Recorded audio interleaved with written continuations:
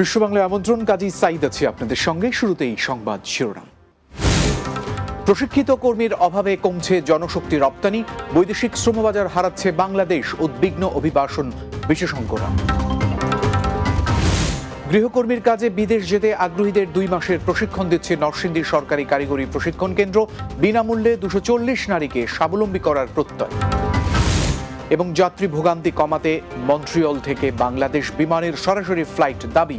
সংবাদ সম্মেলন করল কানাডা প্রবাসী বাংলাদেশিরা।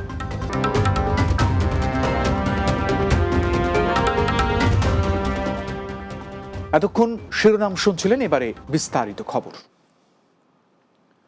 2023 সালের তুলনায় চলতি বছর জনশক্তি রপ্তানি অনেকটা কমেছে বলে জানান অভিবাসন সংশ্লিষ্টরা।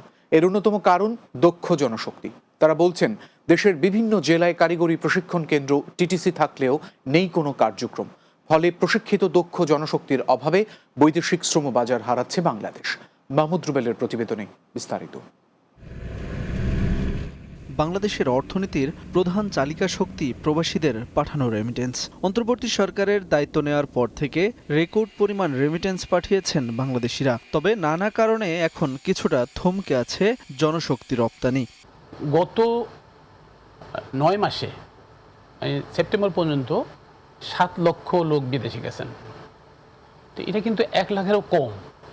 কিন্তু আমরা যদি দেখি যে গত বছর রেকর্ড পরিমাণ 13 লক্ষ লোক আমাদের জনশক্তি দেশে বাইরে গেছেন, সেই তুলনায় এই 9 মাসে যে লোক গেছেন সেটা কিন্তু একটু মনে হচ্ছে যে একটু আমরা ব্যাকওয়ার্ডে আছি, পিছনের দিকে আছি। কারণ আমাদের এই বছরে আর 3 মাস বাকি আছে। টার্গেট ছিল এই বছরের 15 লক্ষ। তো সেই তুলনায় যদি আমরা 9 মাসে 7 লক্ষ যেয়ে থাকে, মাসে 1 লক্ষ পড়ে না, তার মানে হচ্ছে যে টার্গেট ফিল আপ করা তো সম্ভব হবে বলে মনে হচ্ছে না। বরং আমরা গতবারের যে সংখ্যাটা ছিল তার চেয়েও কমে যেতে পারে।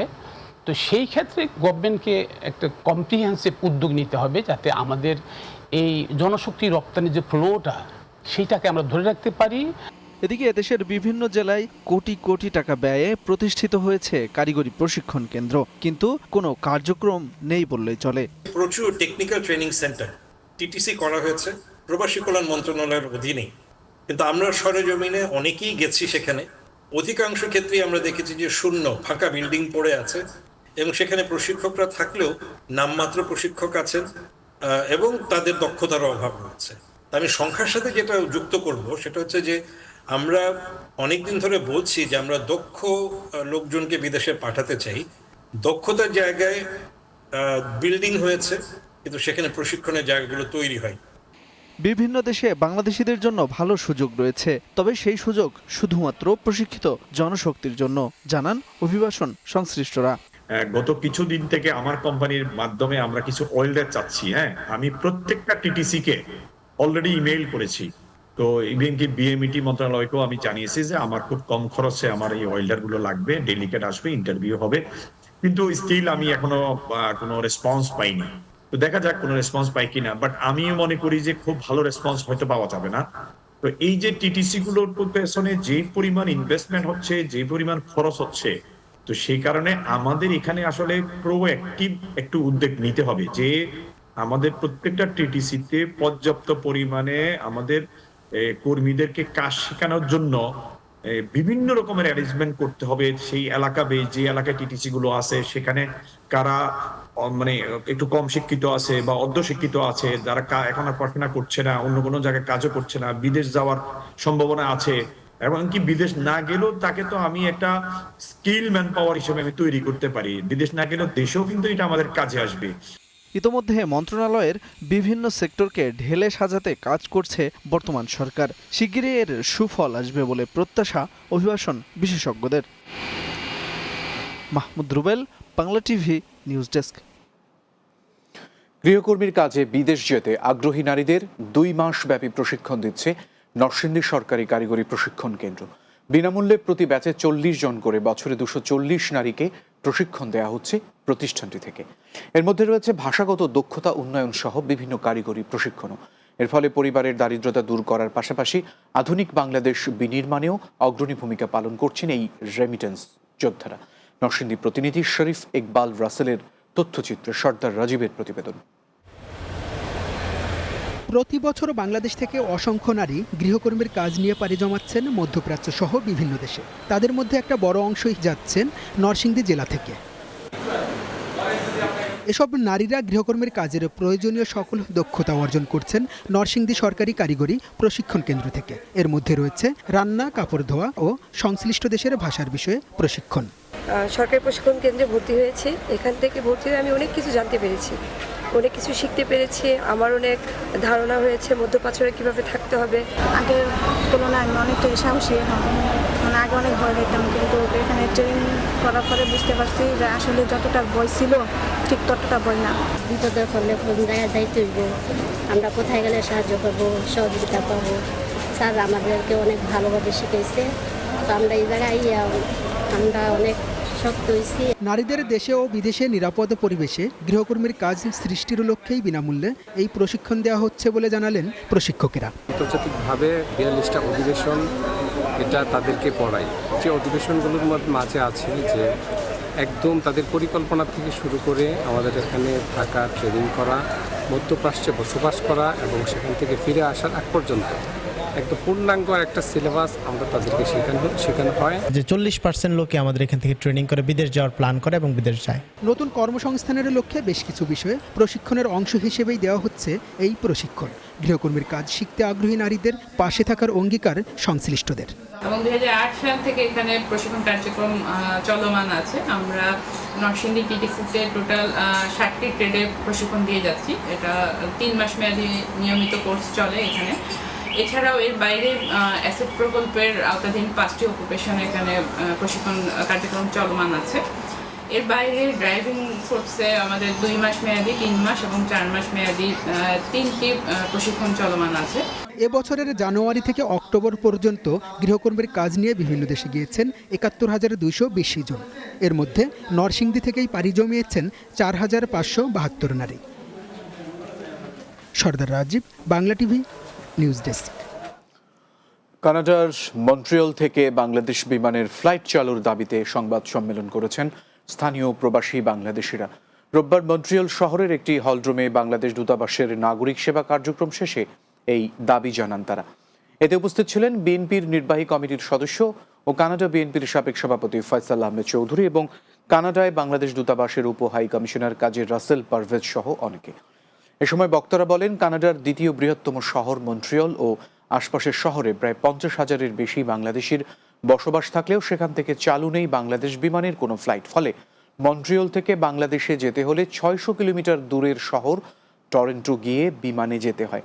এতে বাড়তি সময় অপচয়ের পাশাপাশি চরম ভোগান্তিতে পড়তে হয় যাত্রীদেরকে।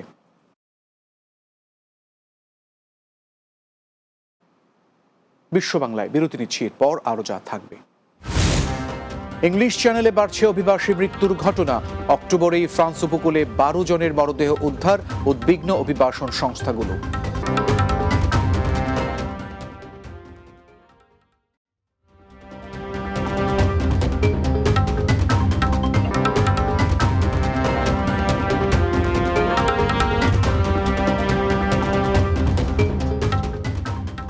বিরতির পর বিশ্ব বাংলায় আরো একবার স্বাগত। যুক্তরাষ্ট্রের মাটিতে এবি পার্টি হবে সবার, এমন অঙ্গীকার নিয়ে দেশটির বাণিজ্যিক রাজধানী নিউ ইয়র্কে কাজ করে যাচ্ছে দলটির প্রবাসী নেতাকর্মীরা। নিউ ইয়র্ক প্রতিনিধি আলমগীর হোসেন জানিয়েছেন, রোববার কুইন্সে প্রথম কার্যকরী কমিটির সভায় বক্তারা তাদের পরিকল্পনা তুলে ধরেন। এ সময় এবি পার্টির যুক্তরাষ্ট্র শাখার সমন্বয়ক হারুনুর রশিদ তানভীর বলেন, নিউ ইয়র্কে খুব স্বল্প সময়েই বাংলাদেশিদের সাড়া পাওয়া যাচ্ছে। 5টি এলাকার মানুষের কাছে পৌঁছে যাবে এবি পার্টির কার্যক্রম। এছাড়াও আমেরিকার মাটিতে সবাইকে সাথে নিয়েই এবি পার্টিকে সামনের দিকে এগিয়ে নেওয়া হবে বলে জানান দলটির প্রধান সমন্বয়ক সাইব খালিশতার। সভায় আরও বক্তব্য রাখেন কমিটির অন্যতম সদস্য বীর মুক্তিযোদ্ধা রেজাউল করিম কিরণ, তাসলিম উদ্দিন, কামরুল ইসলাম ও নওশাদ খান সহ অনেকে। ওমানের সোহার অঞ্চলে বাংলাদেশি মালিকানাধীন সাইফা পারফিউম নামে একটি প্রতিষ্ঠানের উদ্বোধন করা হয়েছে। ওমান প্রতিনিধি পলাশ শীল জানিয়েছেন, শোরুমটির স্বত্বাধিকারী মোহাম্মদ জাহেদ হোসেন ও স্পন্সর ইসা আবদুল্লাহ আল রুহাইলিকে নিয়ে শোরুমটির উদ্বোধন করেন চট্টগ্রাম সমিতি ওমানের সভাপতি ইয়াসিন চৌধুরী সিআইপি।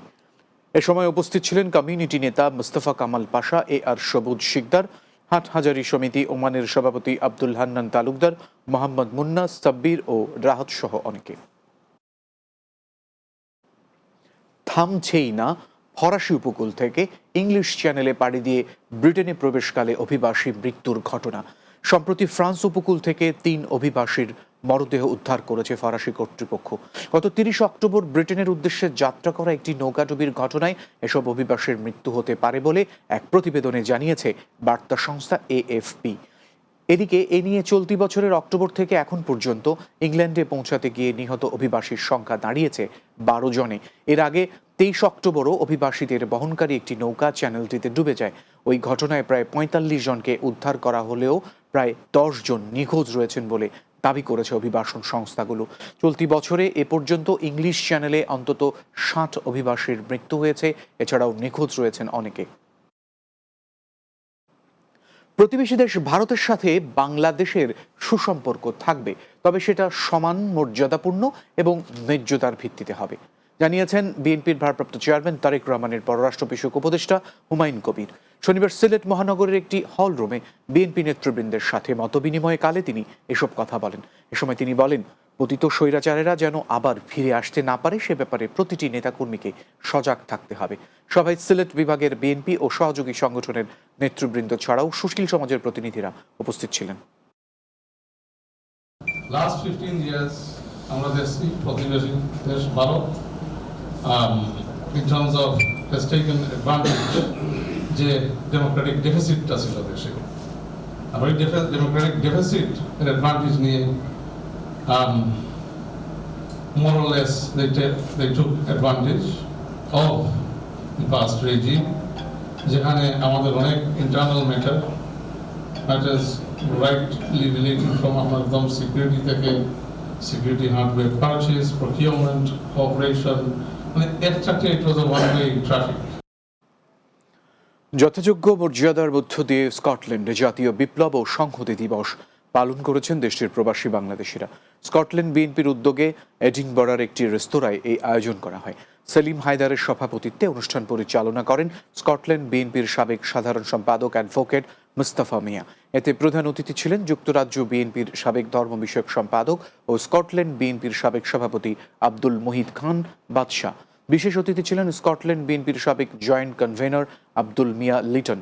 এ সময় বক্তব্য রাখেন মনোয়ার পারভেজ জুয়েল, মাসুদ আহসান, তাজুল ইসলাম নান্না, খোরশেদ আলম, আব্দুল কুদ্দুস, MA ওয়াহাব ভুঁইয়া, সুলেমান মিয়া, দেলওয়ার হোসেন, রিপন আহমেদ, লিঙ্কন, জামান খান, শামসুদ্দিন হাবিব, মাসুমউদ্দিন, প্রিন্স মোড়ল, মঞ্জু হায়দার, আহসানুদ্দিন সোহান ও জাহেদ মিয়া সহ অনেকে।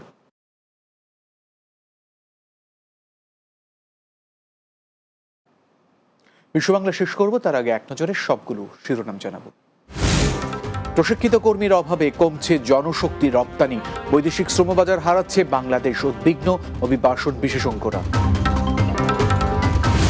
গৃহকর্মীর কাজে বিদেশ যেতে আগ্রহীদের 2 মাসের প্রশিক্ষণ দিচ্ছে নরসিংদী সরকারি কারিগরি প্রশিক্ষণ কেন্দ্র, বিনামূল্যে 240 নারীকে স্বাবলম্বী করার প্রত্যয়।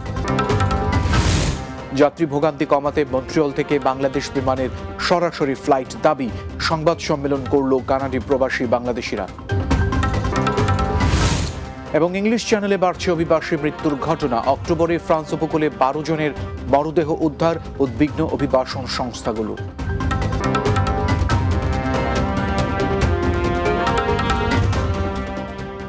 এই ছিল বিশ্ব বাংলায়, ধন্যবাদ এতক্ষণ সঙ্গে থাকার জন্য।